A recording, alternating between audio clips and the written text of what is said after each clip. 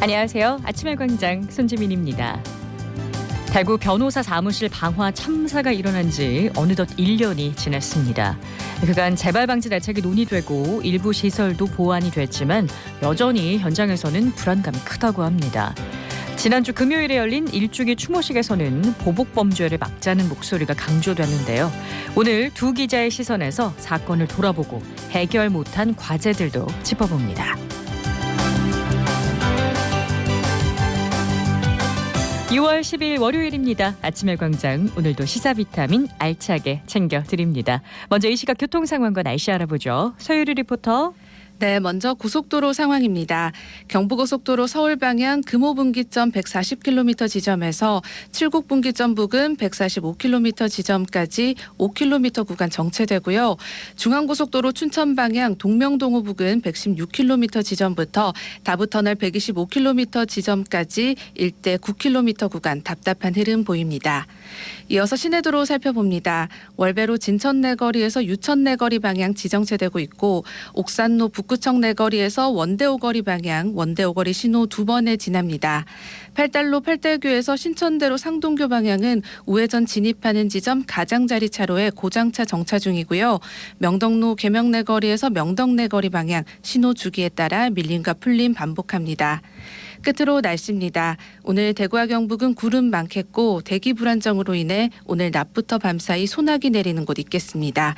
예상 강수량은 5에서 50mm로 비가 내리는 지역에서는 계곡이나 하천에 갑자기 물이 불어날 수 있습니다. 출입을 자제하시기 바랍니다. 오늘 낮 최고 기온은 21에서 30도 분포 예상되고요. 미세먼지 농도는 좋음 수준으로 대기질 쾌청합니다. 현재 대구의 기온은 23.1도, 습도는 78%입니다. 지금까지 서유리였습니다.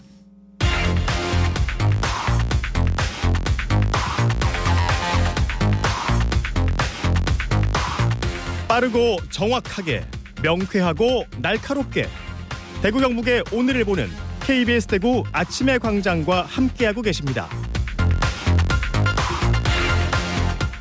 대구 경북의 조간 브리핑으로 이어가겠습니다. 오늘 아침 뉴스 매일신문 김윤기 기자와 함께합니다. 안녕하세요. 예, 안녕하세요. 네, 첫 소식 볼까요? 홍준표 대구시장이 연일 북구 대현동 이슬람 사원 건립을 지지하는 목소리를 내놓고 있습니다. 홍 시장은 지난 토요일 자신이 페이스북에서 대구 기독교 총연합회는 이슬람을 반대하지 않는다고 연락이 왔다면서 북구 일부 주민들을 선동하는 사람들은 서울에서 내려온 특정 세력들로 보고받았다고 밝혔습니다. 또 세계 속의 대구, 글로벌 대구를 만들기 위해서는 10억 이슬람을 배척할 수 없다고도 강조했습니다.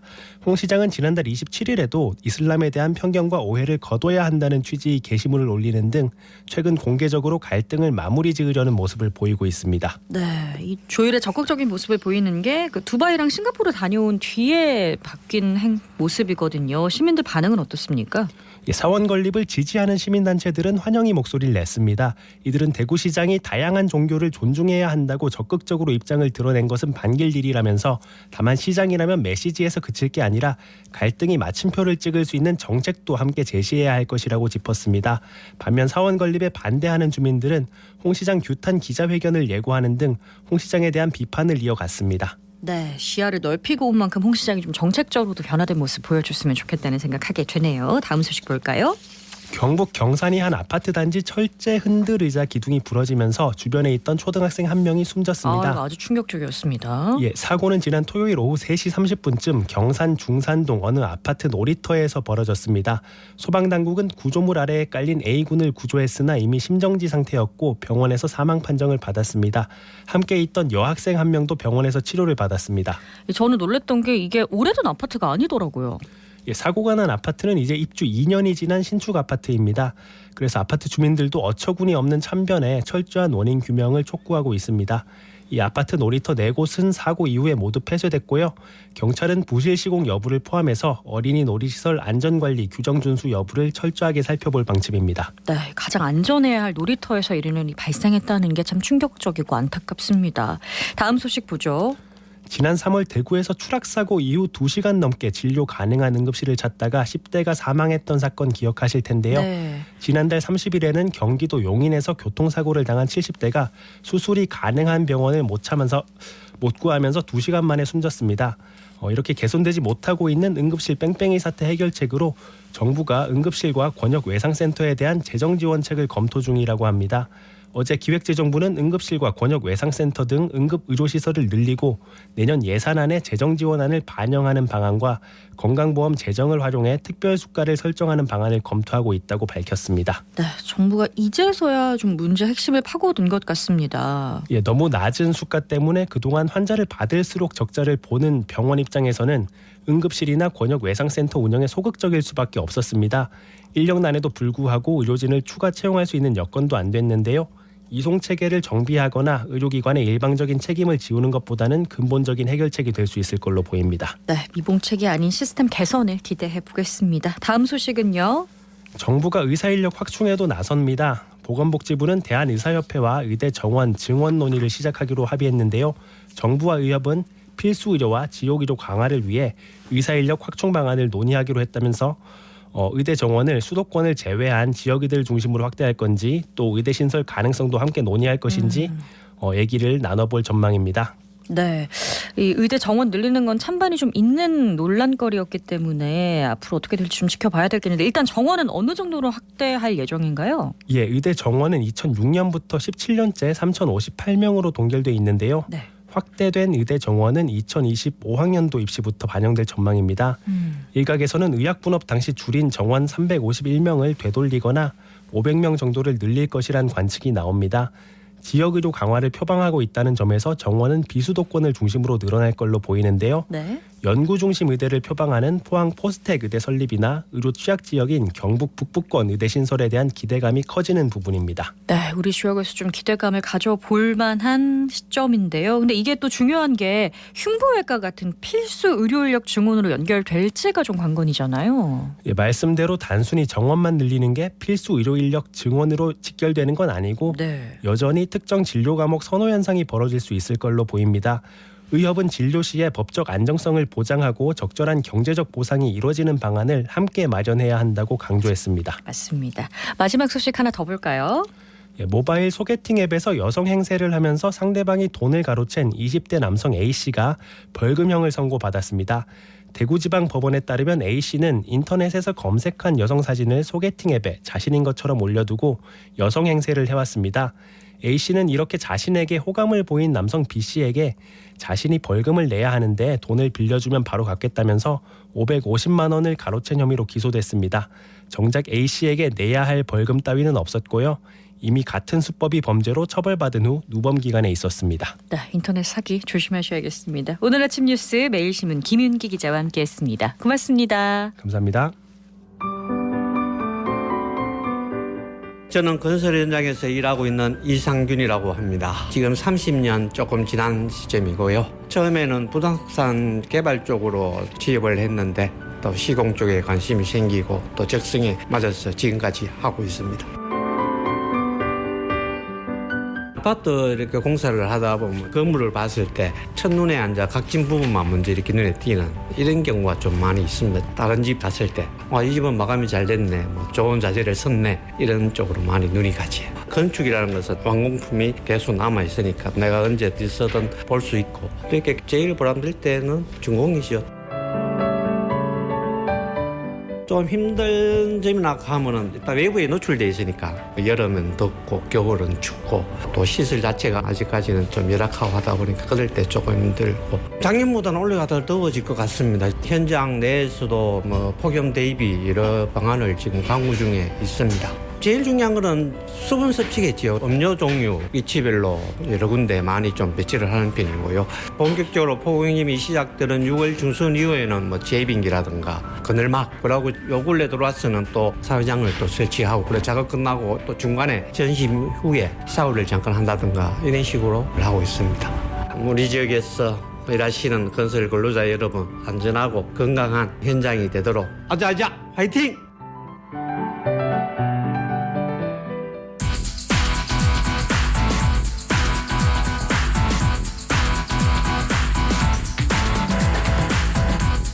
지역 현안을 보는 눈은 넓고 분석은 깊이 있습니다. 두 기자의 시선. 오늘은 경향신문 백경열 기자, 뉴스민 박준엽 기자, 그리고 윤가영 리포터까지 함께 자리했습니다. 세 분 안녕하세요. 네, 안녕하세요.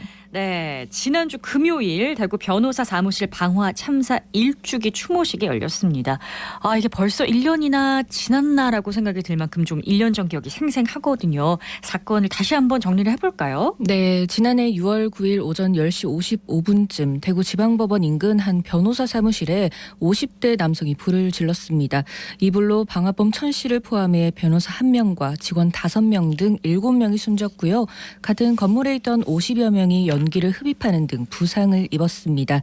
이 사건은 천 씨가 사망해 공소권 없음으로 처리가 됐고 경찰은 60대 건물주 1명, 건물 관리인 2명, 그리고 소방점검자 2명에게 평소 비상계단 안전관리를 소홀히 한 책임을 물었습니다. 네, 우리 대구 시민들 같은 경우에는 중앙로 지하철 참사에 트라우마가 있기 때문에 방화라는 거에 충격을 받으신 시민들이 굉장히 많았던 걸로 제가 기억이 들거든요. 백 기자도 지난주에 추모식 현장을 다녀오셨죠. 네, 추모사에 이런 이제 말이 있었는데 참 네. 가장 인상적이었습니다. 그 원고도 피고도 또 승패도 없는 곳에서 편히 쉬시길 바란다. 뭐 이런 문구가 있었거든요. 어제 이제 그 현장에 유족과 동료 변호사 그리고 사무직원 등 100명 가까이가 있었습니다. 네. 현장에서 그 대구 변호사회 강윤구 회장님께서는 또 이런 말씀하셨는데 그 이런 일, 그러니까 참사가 다시 일어나지 않도록 하는 제도적 장치를 마련하고 사법 불신 등에 대한 인식을 좀 개선하겠다고 다짐을 했지만 1년이 지난 오늘 빈손으로 돌아와 영정 앞에 서니 좀 부끄럽고 면목이 없다. 뭐 이런 말씀을 하셨거든요. 오늘은 이 사건이 벌어진 좀 근본적인 이유에 시선을 두고 이야기를 좀 해보겠습니다. 네. 아직 해결하지 못한 과제가 많아서 그런 부분도 한번 짚어보고 싶은데요. 네. 당시 방화범 천 씨가 그 수성구 재개발 지역 사업에 투자를 했다가 큰 손해를 입자 그 업무 대행사 대표와 신탁회사를 상대로 소송을 제기했다. 패소를 계속했었거든요. 네. 근데 천 씨는 상대 측 법률 대리인인 비 변호사에게 어떤 앙심을 품고 그 범행을 계획했는데 정작 그 변호사는 재판 일정 때문에 타 지역 출장을 가 있어서 화를 면했고 이 사건과 전혀 관련이 없는 변호사 그리고 나머지 그 사무실 직원 등 6명이 안타깝게 목숨을 잃은 사건입니다. 아직 해결하지 못한 과제를 한 번 더 이야기해 보겠습니다. 네, 아마 해결하지 못한 과제가 많기 때문에 아까 백 기자님도 그 강윤구 회장이 빈손으로 왔다라는 그렇죠. 멘트를 했을 네. 거라고 아마 예상을 하실 것 같아요. 윤가영 리포터가 추모식 현장 모습을 담아왔죠. 네, 그렇습니다. 이 추모식은 대한변호사협회 주관으로 열렸는데요. 범어동에 위치한 대구 지방변호사의 대회의실에는 유가족과 법조계 인사들이 모여 희생자의 넋을 기렸습니다. 네. 1시간가량의 추모식이 끝난 후 시민들도 헌화를 할 수 있도록 분향소를 오픈했는데요. 추모식 현장 소리와 함께 분향소를 찾은 분들의 이야기 들어보시죠. 2022년 6월 9일 10시 55분 그 순간을 떠올리면 또 눈물이 납니다. 1년이 지난 오늘 우리는 이 자리에 모여 첫 제사를 올립니다. 먼저 돌아가신 분들의 명복을 빌고 유가족 여러분과 아직도 고통받고 계신 많은 분들께 대구법원 전 직원의 진심을 담아 위로의 말씀을 드립니다. 분향소를 마련한다고 해서 제 작년 방화 사건 관련해서 추모하고 싶어서 왔습니다. 되게 놀랐던 기억이 있습니다. 뭔가 남의 일이 아닌 것 같고 지금 변호사의 직원으로서 나한테도 일어날 수 있는 일이기 때문에 좀 대비를 해야 될 것 같고 무섭기도 하고 두렵기도 한데 거기에 대한 방편을 좀 마련해야 될 것 같습니다. 안전에 대한 가이드라인이 좀 있었으면 좋겠습니다. 저도 법률 쪽에 일하고 있는데 분향소가 차려졌다고 해서 동료들하고 보게 됐어요. 기억나고 그때도 듣자마자 엄청 놀랐던 기억이, 같은 일을 하고 있는 입장으로서 똑같은 일이 일어날 수도 있다고 생각하니까 불안하기도 하고 그렇습니다.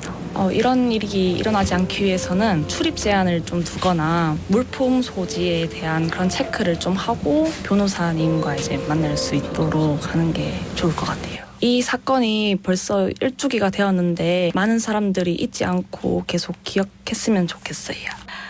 참 인터뷰 들으면서 내내 마음이 좀 무거웠습니다. 저희도 그런 대화를 나눴는데요. 일단 윤가영 리포터 유가족 현장에서 만나보셨잖아요. 그렇죠? 네, 그렇습니다. 유가족분들은 1시간가량의 추모식이 진행되는 동안 눈물도 흘리고 또 함께 참여한 유가족분들과 아픔을 나누는 모습이었는데요. 또 분향소 단상에 흰 국화를 내려놓으면서 아직도 믿어지지 않는다며 목 놓아 울기도 했습니다. 네. 이 유가족분들은 사건이 사람들의 기억에서 잊혀지는 것을 가장 두려워하셨습니다. 이 사건 이후에 그 대구 변호사에서는 단발 산발성 방화 사건으로 취급하지 말고 유사 사건 재발 방지를 위해서 제도적 개선이 뒤따라야 한다 이렇게 이야기를 하면서 사건 발생 6개월이 지난 다음에 백서를 발간했는데요. 네. 그 관련해서는 그 법조인 신변 보호를 위해서 또 공청회나 토론회가 잇따라 열리기도 했는데 그리고 입법안 발의도 하긴 했지만 특별하게 그 지금 손에 잡히는 어떤 결과로 이렇게 변화가 잡히진 않습니다. 그렇습니다. 이 법안도 발의만 된 상태이기 때문에. 그리고 백서 얘기하셨는데 백서에서는 이 사건을 사법제도를 부정하는 테러로 기록을 했다고요. 네, 사법 불신이 좀 크고 억울한 사람이 많긴 합니다. 이 소송 당사자들은 재판 과정에서 이 변호사나 법관이 자신의 얘기를 좀 충실히 들어주는지 좀 의심하고 이게 그 재판에서 지면은 누군가 사건에 부당한 영향력을 미친 게 아닌가 이렇게 의심한다는 건데요. 뭐 일부긴 하지만 재판에 이제 재판 일정이 바쁜 법관들이 빠른 진행을 위해서 이제 당사자들의 발언을 끊거나 다소 좀 고압적으로 재판 진행을 하는 경우도 있다고 돼 있습니다. 재판사가 이제 좀 할 말을 다 못하고 뒤늦게 판결문을 보고 좀 납득을 못하고 실제 재판이 좀 공정하게 이루어졌더라도 부정적인 감정이 좀 앞서는 그런 이유일 수 있는데요. 또 이제 민간 재판에서 민사에서도 항소심 등 상대적으로 일정이 좀 뒤로 밀리는 재판이 많은데 당사자들은 피가 마를 수밖에 없는 거거든요. 뭐 재판부에 또 호소하는 일도 흔하다고 하고요. 개인적으로는 이게 한국 사회가 특히 좀 어릴 때부터 경쟁이 치열하다 보니까 재판 자체도 승패로 보고 이제 민감해하는 분들이 많은 게 아닌가 뭐 이런 생각을 해봤습니다. 여기다 이제 종종 뭐 좀 들려오는 소식이긴 하죠. 이제 정관예우가 심하다. 이기 때문에 좀 무리를 일으키는 일도 많고요.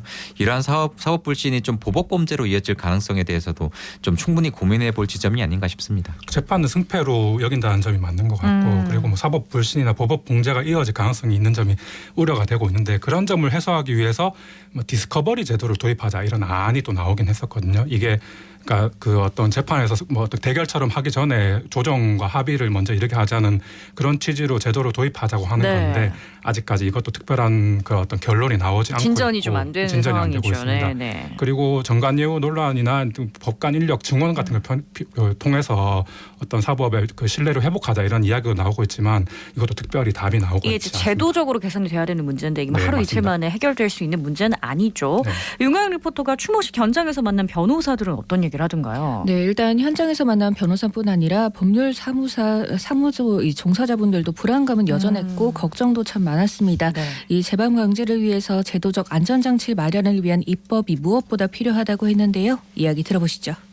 대구지방변호사의 홍보이사 맡고 있는 김재기 변호사입니다. 상상도 못했죠. 그 전부터 사실 우리 회뿐만 아니라 다른 지방변호사 회에도 의뢰인들이나 상대방 의뢰인들이 변호사 사무실에 항의를 하는 뭐 전화를 하거나 방문을 하거나 하는 일 정도는 있었는데 작년 방화 참사처럼 이 극단적인 방법을 사용하는 경우는 거의 처음이었습니다. 대구회 변호사뿐만 아니라 전국의 모든 변호사들이나 뭐 법률사무 종사자들이 황망했죠. 특히나 이제 형사사건 같은 경우에 그렇게 따지거나 하는 일은 있었는데 이렇게 민사사건에 특히나 상대방 의뢰인이 상대방의 변호사 사무실에 찾아가서 이런 참극을 벌이는 일은 상상도 못할 일이죠, 사실은. 대한변협 차원에서 작년 방화 참사 이후에 방호도구 단체 구매를 하거나 하는 일도 있었습니다. 방호도구라는 의미 자체가 피해를 아예 없애지는 못하는 거니까 제도적인 부분에 어떤 노력들이 더 필요한 거 아닌가 그런 생각이 듭니다.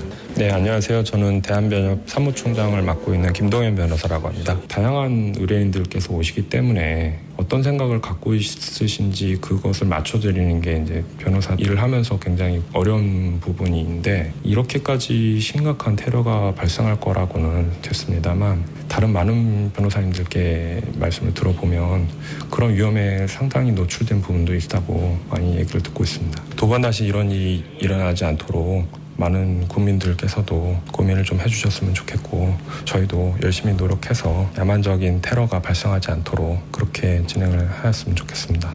네, 말미에 야만적인 테러라는 얘기를 언급하셨는데 이게 보복성 범죄를 두고 하는 말일 겁니다. 법조계뿐만 아니라 의료계에서도 걱정이 많고 사회 곳곳에서 위험 신호가 많은 문제죠. 그렇습니다. 이게 보복성 위협 그리고 범죄를 차단하는 장치가 아직 좀 미흡하다는 게 이 사건의 좀 근본적인 이유긴 하는데 저는 좀 생각해 보면 이게 공적인 일을 맡는 거긴 하잖아요. 사법 영역의 한 축을 담당하는 거긴 한데 이게 또 실제 일은 또 민간 영역에서 하고 있단 말이죠. 뭐 이런 부분은 좀 고민해 볼 지점이 있습니다. 분명히. 부회장이 지난해 사고 당시 희생자에 대한 좀 장례가 끝나고 불과 한 열흘쯤 지났을 때도 이 법원에서 재판을 마친 소송 당사자가 감정이 격해져서 이번 참사 이렇게 모범 범죄를 좀 예고해서 경찰까지 출동하는 일도 있긴 했습니다.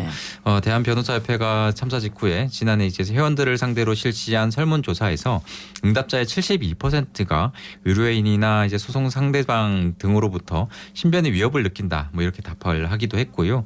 또 실제로 신변의 위협을 받은 적이 있다는 응답도 48%나 됐습니다. 그래서 그 관련해서 변호사나 의료인 등에 대한 보호 범죄를 가중처벌하자 뭐 이런 의미에서 법률 개정안이 발의가 되긴 됐는데 아직 국회에 계류 중입니다. 그리고 대구 변호사에서는 방화 사건 이후에 외부인 출입과 관련해서 여러 대책을 살펴봤는데 구조적으로 확실한 대책을 마련하는 데는 한계가 있었다 이렇게 밝히고 있고요. 그리고 현실적으로 변호사 사무실들이 그 독립 건물을 사용하고 외부인 출입을 통제하는 것 자체가 이렇게 그 특성상 어려운 점이 있긴 있습니다. 그리고 결국은 방화설비 보강과 그 신뢰 회복을 통해서 보복범죄를 근본적으로 예방하자라는 그 원론적 답이 지금은 나온 상태입니다. 네, 현실적인 대응책은 사실 아직 그렇다는 게 마련되지 못한 게 현실인데요. 또 하나 짚어볼 문제가 이 사건의 지역이 재개발 사업과 아주 복잡하게 얽혀 있었다는 점입니다. 이제 방화범 천씨뿐만 아니고요. 많은 투자자들이 손해를 봤다고 하더라고요. 네, 뭐 이제 올해 방화범이 투자했던 이제 정비사업조합 재개발 사업 시행 대행사 대표가 이제 기소가 됐습니다. 검찰은 2013년부터 사업을 맡은 대표 A씨가 이 방화범이 투자한 자금 5,500만 원을 포함한 조합 돈 약 32억 원을 횡령 또는 배임한 것으로 보고 있는데요. 사적인 횡령과 일부 조합의 간부 또 분양 대행사 등과 공모를 해서 불법으로 조합 돈을 빼내 큰 피해를 줬다는 거고요. A씨는 이제 법정에서 무죄를 증명하겠다고 반박을 하고는 있는데요. 첫 공판이 오는 21일에 열립니다. 이 법적으로 아직 뚜렷한 결론이 아직 안 나오는 사이에 조합원들이 수백억에 넘는 채무에 시달리고 있습니다. 그러니까 이 사업 자체가 시장 정비 사업으로 시작된 건데 이게 오래된 시장을 현대화해서 상인들을 보호한다는 취지로 이런저런 조치를 하는 것들인 건데요. 이게 그 취지에 맞지 않게 사업이 되는 측면이 있고 특히 사업 시행 주체인 조합이나 이렇게 전문 자격 업체가 돼야 하는데 이 과정에서 이 사건 관련해서는 무자격 업체가 시행사 역할을 하면서 무리하게 어떤 대출이나 이런 뭐 투자금을 끌어모았고 이러면 피해가 컸다 이런 지적도 나오고 있거든요.